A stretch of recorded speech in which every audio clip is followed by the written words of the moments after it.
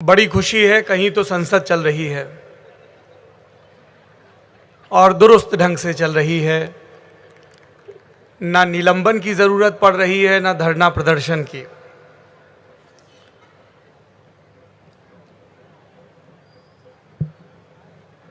यहाँ पर बहुत सारे विद्वान व्यक्ति मंच पर बैठे हुए हैं जो आपको बता रहे हैं कि जीवन में क्या करना चाहिए। मेरे पास आपको बताने के लिए ऐसी कोई बहुत पक्की सलाह नहीं है।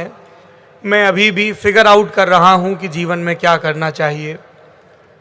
मैं अपने कुछ अनुभव आपको बता देता हूँ, आपके काम आएंगे तो बहुत अच्छी बात है। कई बार काम नहीं आते हैं तो भी पता चल जाता है कि ये असफल होने के रास्ते हैं, इनसे बचना चाहिए। जीवन में मित्रों, आपको अलग अलग लोगों ने, मम्मी पापा ने बताया कि बोर्ड में सबसे अच्छे नंबर लाना ज़रूरी है। रिश्तेदारों ने बताया या पड़ोस के शर्मा अंकल ने बताया कि आईआईटी, जेई या नीट निकालना बहुत ज़रूरी है। फिर कुछ लोगों ने और प्रेशर बिल्ड करते हुए बताया कि एंट्रेंस एग्ज़ाम निकालना बहुत ज़रूरी है, चोखा धंधा चले ये ज़रूरी है, सरकारी नौकरी मिले ये ज़रूरी है। मुझे ऐसा नहीं लगता है। जब मैंने लल्लन टॉप बनाया या इंडिया टुडे मैगज़ीन का हिंदी का संपादक बना तो मुझसे किसी ने नहीं पूछा कि तुम्हारे 10th में या 12th में कितने नंबर आए थे। हमारे यहाँ नंबरों को ज़रूरत से ज़्यादा उन पर जोर दिया जाता है और इस बहाने मम्मी पापा लोग आपकी मरम्मत भी बहुत करते हैं। मेरी सहानुभूति आपके साथ है, हमारी भी खूब हुई है। षष्ठी का यही नियम है, इससे कोई बचा नहीं है। पर कुल जमा 40 बरस का होते होते एक बात समझ में आई कि सारी बातें जो सिखाई जा रही थी वो पूरी तरह से गलत भी नहीं थी।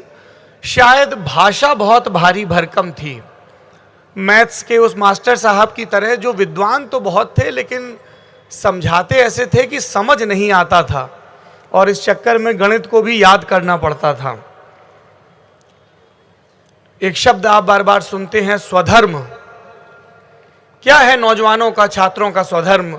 मेहनत से पढ़ाई करो, सुबह उठो, माता पिता का सम्मान करो, दोस्तों के साथ अच्छे रहो, वगैरह वगैरह, जो कि आप करते भी होंगे ऐसी मुझे उम्मीद है। पर सुबह नींद बहुत आती है तो कैसे उठा जाए?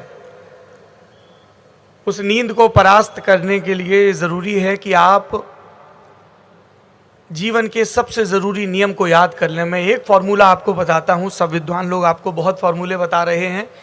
इस इकलौते फॉर्मूले से आपके बोर्ड में नंबर अच्छे आ जाएंगे, आपका प्लेसमेंट हो जाएगा, घर में आपकी इज्जत और मान सम्मान में बहुत वृद्धि होगी, बहुत इजाफा होगा और जीवन के जितने भी सुख आप चाह रहे हैं वो सब मिलेंगे। और इस इकलौते फॉर्मूले का नाम है, मेरे नौजवान दोस्तों, प्रेम। अंग्रेजी में इसको लव कहते हैं, करण जौहर इसको इश्क वाला लव कहते हैं। विद्वान कवियों ने इस पर बहुत विचार रखे हैं, अब से नहीं हजारों वर्षों से। वो प्रेम ही था जिसके चलते वाल्मीकि की, महाकवि और आदि कवि की आंख से आंसू गिरा, क्योंकि जिसके मन में प्रेम नहीं है उसके मन में करुणा या एम्पैथी नहीं है, वो दूसरों के दुख से दुखी नहीं हो सकता। वरना क्रौंच पक्षियों का वध पहले भी हुआ होगा पर तब किसी के मुंह से श्लोक नहीं निकला। जब मैं यहाँ खड़े होके प्रेम की बात कर रहा हूँ तो ये जो हमारे ज़माने के प्रचलित प्रेम है टिंडर और बम्बल के, उससे आगे की बात कर रहा हूँ। जब मैं प्रेम कह रहा हूँ तब मैं आपसे ये पूछ रहा हूँ कि are you really in love? Do you really love? Do you really care?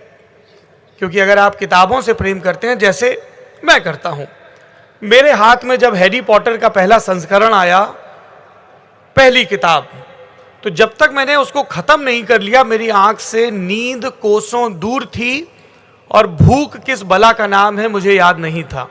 क्या आपने अपनी ज़िंदगी में कभी कोई एक किताब कम से कम ऐसी पढ़ी है, पकड़ी है, उठाई है, जिसको पढ़ना शुरू करने के बाद आपको अपनी सुध बुध ना रही हो?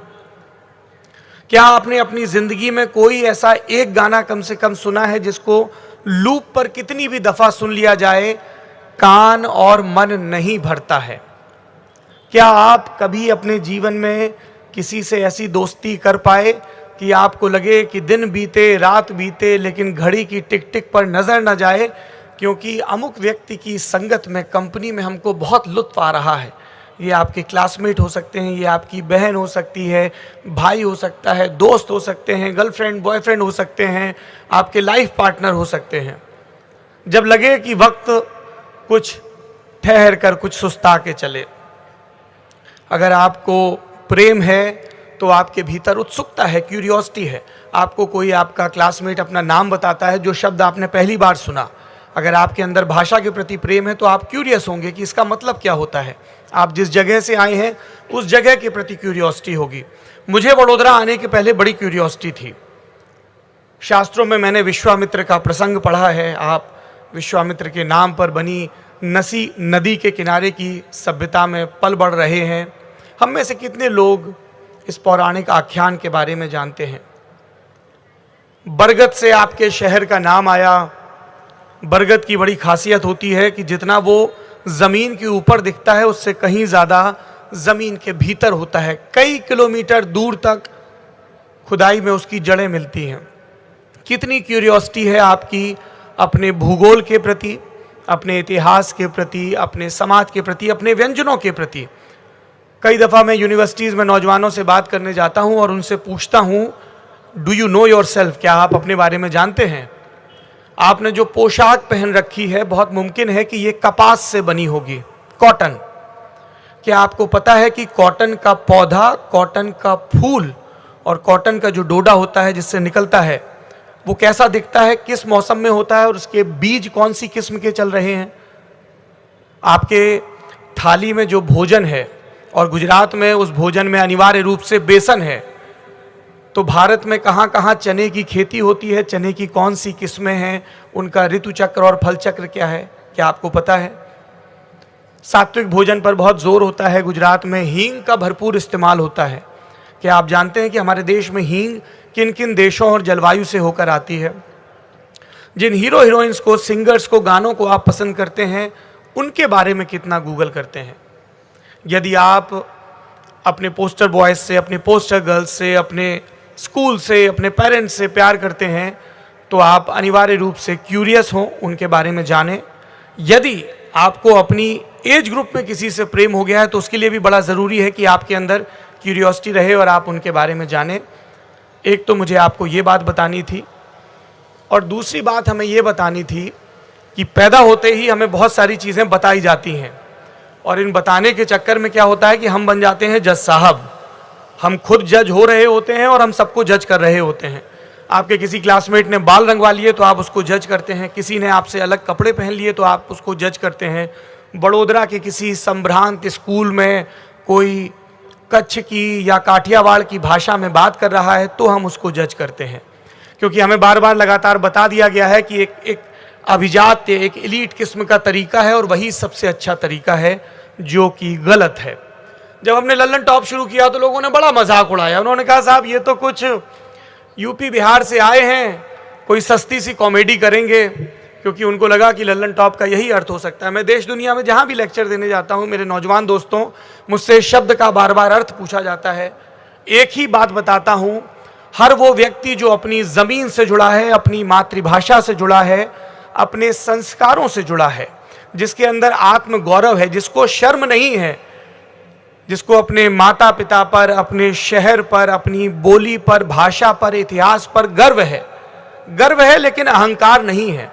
वो उस मूर्खता से भी नहीं घिरा है कि विगत वैभव जो भी था वो सब दुरुस्त था, अतीत में सब कुछ अच्छा था, ऐसा भी नहीं है। उसके अंदर आत्म गौरव है, उसके अंदर आत्म आलोचना है और उसके अंदर ये आत्मबोध है कि इन्हीं दोनों के सहारे मुझे जिंदगी में आगे बढ़ना है, एस्पिरेशनल होना है।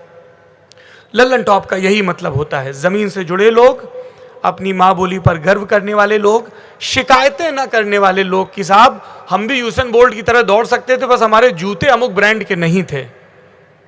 सबके जीवन में मुश्किलें हैं, आपके जीवन में भी होंगी। उन मुश्किलों से आप पार कैसे जाएंगे? अपने स्वधर्म को पहचान के जिस काम में दिल लगे वो करो।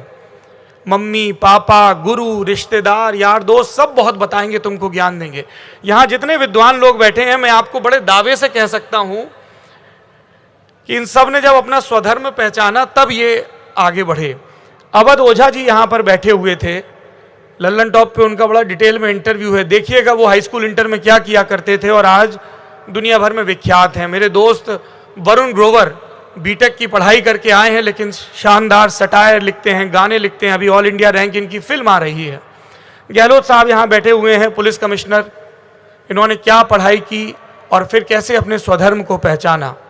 आपको बहुत सारे लोग बताएंगे ये कर लो तो चमत्कार हो जाएगा और ये कर लो तो नमस्कार मिल जाएगा। ज़्यादा चक्कर में मत पड़ना, जिसमें तुम्हारा दिल लगे उस काम को करना, लेकिन फिर दिल लगा के करना, क्योंकि वो तुम्हारे मन का काम है। तुम्हें खेलने में मौज आ रही है तो सूरज के उगने का इंतज़ार मत करना, जूते मोजे पहनना और दौड़ लगा देना। चाहे बैडमिंटन खेलने में मज़ा आता हो, चाहे स्विमिंग में मज़ा आता हो, फिर किसी एक्सक्यूज़ के चक्कर में मत पड़ना। तुम्हें किताबें पढ़ने में मज़ा आता है, सिलेबस से इतर तो मैथ्स के रजिस्टर में रख के किताबें पढ़ लेना, काम ही आएंगी, नुकसान नहीं करेंगी किताबें। तुम्हें घूमने में मज़ा आता है तो हमेशा बजट के चक्कर में मत पढ़ना। कम से कम राशि में भी आप पूरी दुनिया खोज सकते हैं, बशर्ते आपके भीतर वो व्याकुलता हो जो किसी खोजी पदयात्री के भीतर होनी चाहिए। दुनिया जहाँ के लोग मिलेंगे आपको भोजन कराने के लिए, आपको लिफ्ट देने के लिए, बशर्ते आपके भीतर वो भूख हो। आप उस उम्र में हैं जिसे बहता पानी कहा जाता है, आप अपना रास्ता खोज लेंगे। मैं सिर्फ ये प्रार्थना करता हूँ कि इस रास्ते के खोजने के क्रम में जो बार बार यहाँ मंच से कहा जा रहा है और ज़रूरी भी है, एक बेहतर भारत, एक श्रेष्ठ भारत। पर भारत क्या है? क्या 3 रंग और उसके बीच की 24 तीलियाँ हैं नीले रंग की? भारत कोई सरकारी गैजेट है? भारत कोई एक ऐसा सिंबल है जो हमें बता दिया गया मैं और आप यानी हम भारत हैं, हम बेहतर करेंगे, भारत अपने आप बेहतर करेगा। और बेहतर भारत कैसा होगा? जिसमें किसी लड़की को रात में निकलते वक्त फ़ोन करके घर पे बताना ना पड़े कि मैं सेफ हूँ या अमुक के साथ जा रही हूँ। वो बेहतर भारत होगा। जहाँ आप किसी को उसकी त्वचा, उसकी जाति और उसके धर्म के हिसाब से जज ना करें, वो बेहतर भारत होगा। जहाँ किसी को किसी के कपड़ों के लिए ना टोका जाए, वो बेहतर भारत होगा। जहाँ कोई गरीब है इसलिए उसका इलाज ना हो पाए या अच्छी पढ़ाई ना मिल पाए, या कोई अमीर है इसलिए उसका अतिरिक्त शोषण ना हो, वो बेहतर भारत होगा। और ये बेहतर भारत चूंकि हम और आप भारत हैं, मिलकर बनाएंगे। इसके लिए ज़रूरी है देवियों और सज्जनों की हम खूब प्रेम करें अपने इर्द गिर्द के पौधों से, पशुओं से, पर इन सब से ज़्यादा इंसानों से। अपने भीतर खूब एम्पैथी रखें और जो सारी बातें यहाँ ज्ञान की बताई जा रही हैं उसमें जितना आप आचरण में ला सकते हैं लाएं। ओरिजिनल रहें, रियल रहें। एक्टिंग कितनी देर करोगे, खौफ में कितनी देर रहोगे माता के, पिता के, गुरु के? जिस काम में मज़ा लगे और जो लगे कि जो काम तुम्हारे जीवन को पार लगा देगा, उस काम को खोजो और करो। बहुत बहुत शुभकामनाएं छात्र संसद को इतने सफल आयोजन के लिए मुझे यहाँ आमंत्रित किया। और आप लोगों को बहुत बहुत बधाई। आप जिंदगी के सबसे लल्लन टॉप फेज में हैं। हिलते पत्तों को देखकर हंसी आती है, और अगर तुम मुस्कुराओगे और स्वस्थ रहोगे तो तुमसे सुंदर कोई नहीं है। बहुत बहुत शुक्रिया। जय हिंद।